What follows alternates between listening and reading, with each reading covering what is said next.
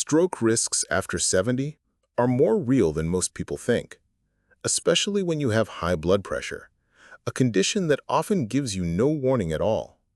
Have you ever imagined that inside your body, especially within your blood vessels, there's a quiet, invisible force, something you cannot feel, but it is always there, constantly pushing, slowly building pressure, silently putting your health at risk? This hidden force tightens your circulatory system day after day. It damages tiny blood vessels. It wears down vital organs. And you may not even realize it's happening. For millions of Americans, especially over age 70, this is not just an idea, it is reality. They live with something called high blood pressure, or as many doctors call it, the silent time bomb. High blood pressure has long been called the silent killer. Why? Because it rarely shows symptoms until it's too late. You can feel just fine. You might be going for walks, reading the newspaper, enjoying your morning coffee. But deep inside, that pressure may be rising, quietly damaging your artery walls. And day by day, that damage builds towards something serious. A stroke, a heart attack, or even kidney failure. What makes this even more dangerous is that many older adults still don't realize just how serious high blood pressure really is. You might know the word hypertension. You might even be taking your medicine every day. But what you may not realize is that just one small slip, like forgetting a dose, eating a salty dinner, or going through a stressful week, can be enough to trigger a life-threatening stroke. Understanding high blood pressure the right way is one of the most important things you can do to protect your brain, your heart, and your independence, especially after 70. In this video, I'll walk you through 5 silent stroke risks linked to high blood pressure. These are risks that most people overlook, but once you see them, you'll never think about stroke the same way again. Let's begin, because no one can protect your health better than you. Fact 1. The numbers game. Let's start with something simple, but surprisingly misunderstood. Your blood pressure numbers. When your doctor or nurse wraps that cuff around your arm, they usually tell you 2 numbers. You might hear something like, your pressure is 120/80. But do you really know what those numbers mean? And more importantly, do you know how to tell when those numbers are a problem? Blood pressure is the force of your blood pushing against the walls of your arteries. And it is measured in 2 numbers, not just 1. The first, or top number, is called systolic pressure. That's the pressure when your heart is working, pushing blood out. It shows how strong the force is during each beat. The second, or bottom number, is called diastolic pressure. That's when your heart relaxes between beats, refilling with blood. It shows how much pressure stays in the vessels even when your heart is resting. Both numbers matter, but many people only pay attention to the top one. You might hear someone say, my blood pressure is 120, and they feel proud. But 120 over what? Because there's a big difference between 120/75 and 120/95. The first one, 120/75, is healthy. The second, 120/95, means your arteries are under stress, even when your heart is resting. That could be a warning sign. I want you to remember this. Both numbers matter, not just one. Your systolic tells us how hard your heart is working. Your diastolic tells us how tight your arteries are when your heart isn't even pumping. If either number is too high, your body is under pressure, literally. And over time, that pressure can lead to strokes, heart attacks, or even kidney failure in your brain. Here's something else people often forget. blood pressure changes throughout the day. It goes up and down, depending on your activity, your stress, your position, even the time of day. That is normal. But what we're watching for is the pattern over time. A single high reading, like at the doctor's office, doesn't always mean you have high blood pressure. Sometimes that reading is higher just because you feel nervous. We call that white coat hypertension. It happens more than you think.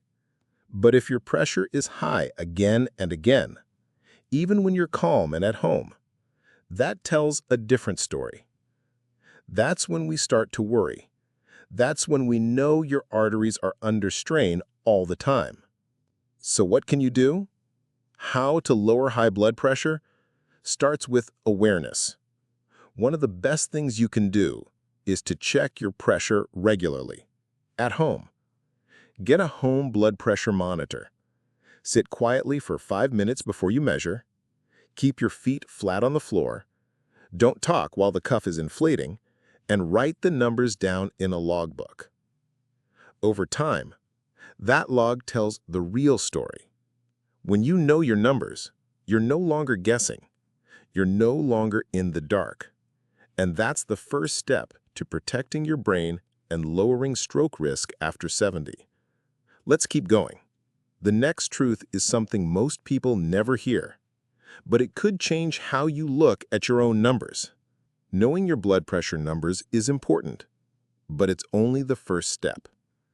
To truly protect yourself, especially from stroke risks after 70, you need to understand where those numbers fall on the health spectrum.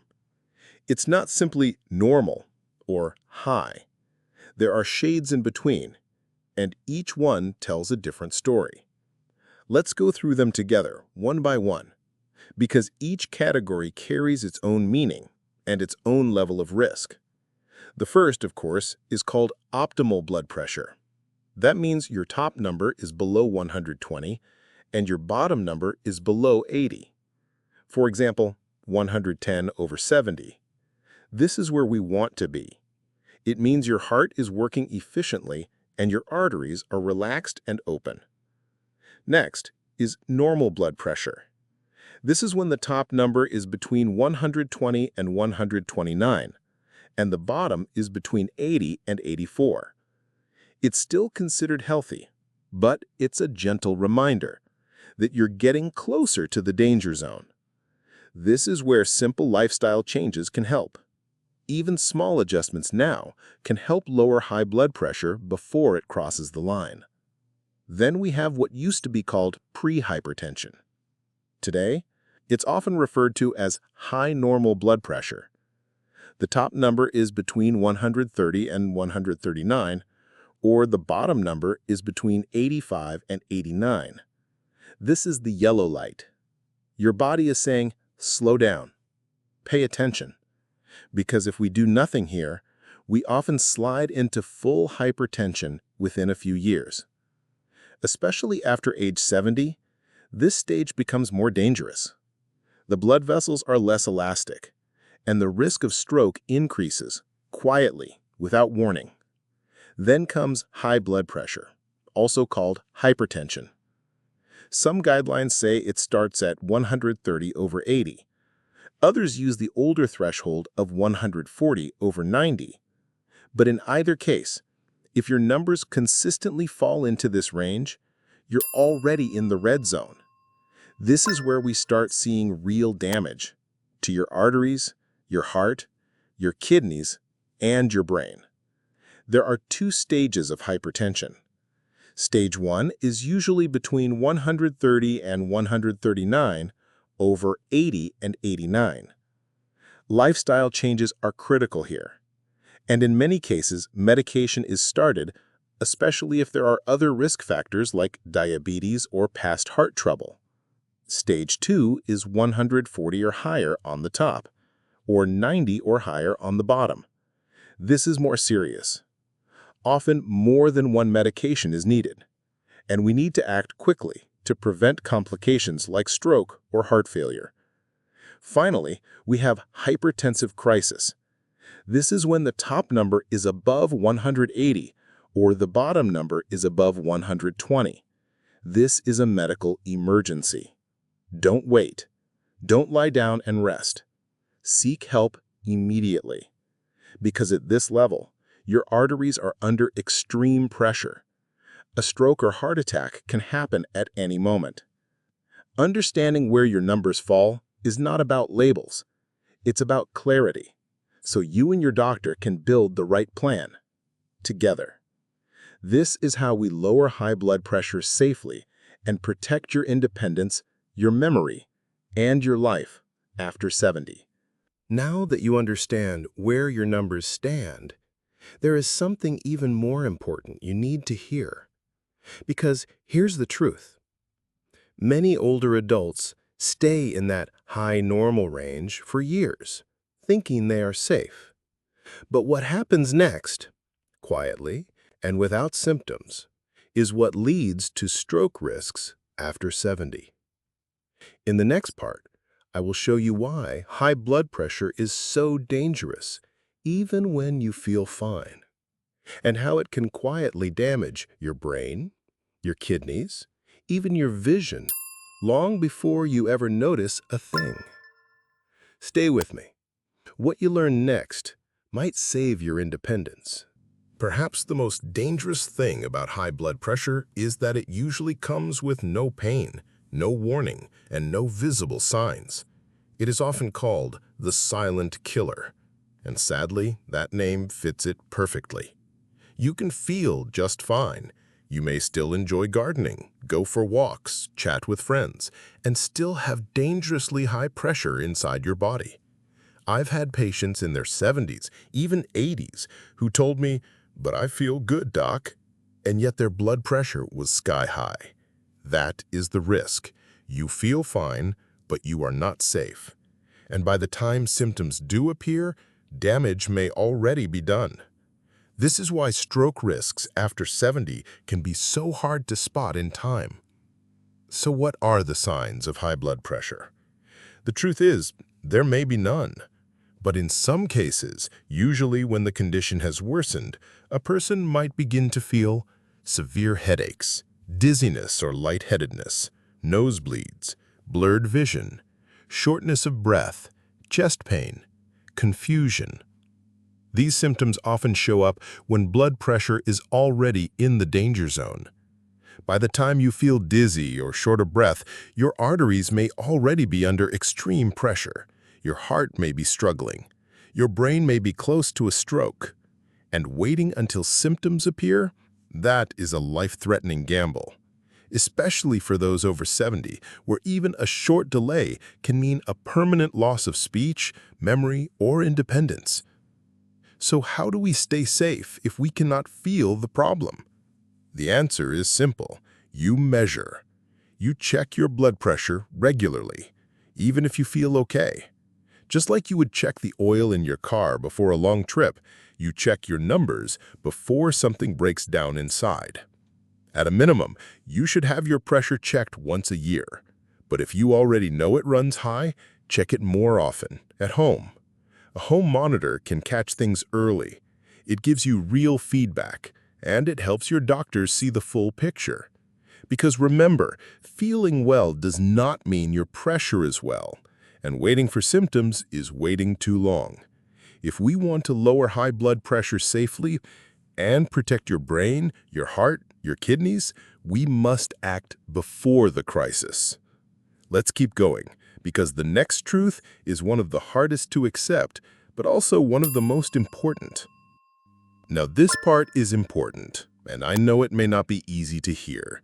Managing high blood pressure is not something you do once. It's not like a cold that goes away. It's a journey. Often, it lasts a lifetime. For many people, especially over 70, this can feel frustrating. You might say, "But my numbers are good now," or "I feel fine. Do I still need the medicine?" I understand. Truly, I do. Nobody likes taking pills every day. But let me explain why staying on your medication may be the very thing that keeps you out of the hospital. Blood pressure medicine does not cure the condition. It helps control it. It lowers the pressure gently, protecting your arteries from damage and reducing your risk of stroke, heart failure, and kidney problems. But the moment you stop taking that medication, without your doctor's guidance, that pressure usually returns, and sometimes it comes back even higher than before. That's called rebound hypertension, and I've seen it trigger strokes in people who thought they were doing fine. So if you've ever thought about skipping a few days or stopping completely because your numbers looked good, please think again. That good number is often the result of the pill you took, and when you stop, the protection goes away, quietly but dangerously. Think of it this way. If you had diabetes, you wouldn't stop managing your blood sugar just because you feel okay. It's the same with high blood pressure. You may not feel it, but it's still there, working in the background. And here's something that gives you control. This is not just about pills. How to lower high blood pressure also includes daily habits: less salt, more movement, restful sleep, less stress. The more consistent you are, the more you may reduce the amount of medication needed, sometimes even eliminated, but only with your doctor's help. This is a partnership. You and your healthcare provider, walking this journey together. Checking your pressure. Adjusting the plan. Catching issues early. That's how we prevent strokes, especially stroke risks after 70. So please do not think of this as something temporary. It is ongoing. But it is manageable, and you are not alone. Now let's move on to the final truth.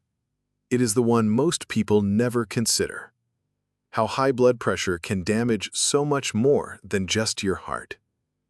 When people think about high blood pressure, they usually think of heart attacks or strokes. And yes, those are serious, life-threatening outcomes. But what most people do not realize is that the damage goes far beyond the heart and brain. This pressure, the one you cannot feel, can slowly hurt your entire body. Let's start with the blood vessels themselves. Constant high pressure wears down the inner lining of your arteries. It makes them stiff and narrow. That's called atherosclerosis. It is like your blood is trying to move through a pipe that's getting smaller and rougher over time. That makes your heart work harder, and your brain more vulnerable to stroke. Sometimes, arteries even form weak spots, called aneurysms. And if those rupture, especially in the brain, the result can be sudden, devastating. Now let's talk about the heart. It has to pump harder against all that pressure. And like any muscle under stress, it starts to thicken. The left side of the heart, your main pumping chamber, can become enlarged. That condition is called left ventricular hypertrophy. At first, you may feel fine, but over time, the heart becomes stiff, less efficient. It struggles to keep up. And that can lead to heart failure. The brain, of course, is extremely sensitive. Even a small disruption in blood flow can affect speech, movement, or memory. High blood pressure is the leading cause of both ischemic strokes from blocked vessels and hemorrhagic strokes from ruptured vessels. It can also cause mini-strokes, or TIAs. And over time, this reduced blood flow can lead to vascular dementia, a decline in memory and thinking skills. That's one of the most painful things I've seen. Someone slowly losing who they are, when it might have been prevented. The kidneys are another silent target. They rely on tiny, delicate vessels to filter your blood. High blood pressure damages these filters, slowly, quietly. And as kidney function declines, you may not notice until it is advanced. Eventually, this can lead to chronic kidney disease, and in some cases, kidney failure requiring dialysis. Your eyes can also suffer. The small blood vessels in the back of your eye, your retina, can be damaged by years of pressure. That's called hypertensive retinopathy. It may cause blurred vision, floaters, even bleeding inside the eye. In serious cases, it can lead to permanent vision loss. There's one more area I want to mention, and it is not talked about enough: sexual health. Good circulation is important for arousal and performance in both men and women. High blood pressure can reduce blood flow. That often causes erectile dysfunction in men. And in women, it may reduce sensitivity, comfort, or satisfaction. It's not just about intimacy, it's about quality of life. That is why this condition deserves your attention. Not fear, just attention.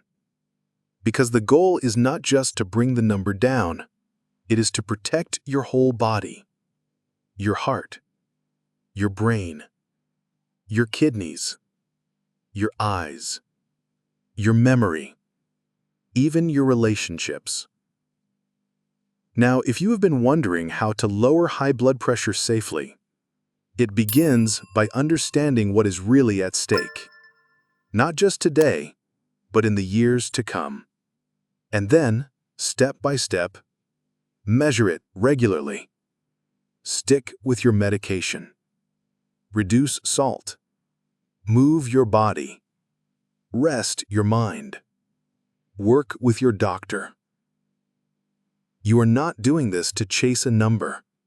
You are doing it to stay clear, to stay steady, to stay you. Let's finish with a few gentle reminders you can start tomorrow. Because protecting your health after 70 does not require perfection, just quiet, steady care. Now you know the truth. And I want to remind you, this is not meant to scare you. It is meant to empower you. High blood pressure is serious, but it is also something we can manage, step by step, together. The most important thing you can do is to know your numbers. Check your pressure at home. Calm, seated, rested.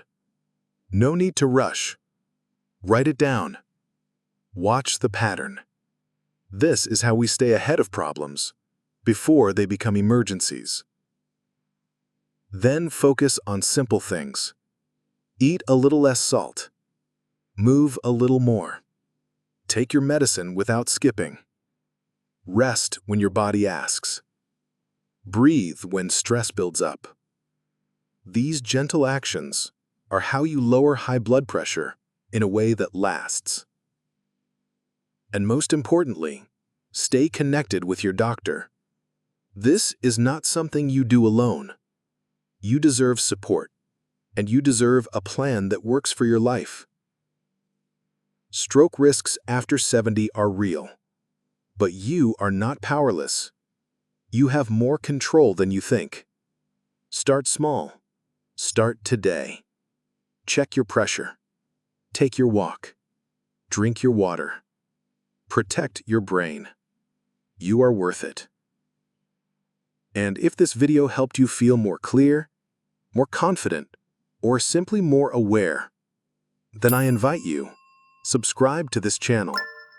We share simple, calm, trustworthy advice to help you stay steady and strong at any age. You are not alone on this journey, and we are here with you.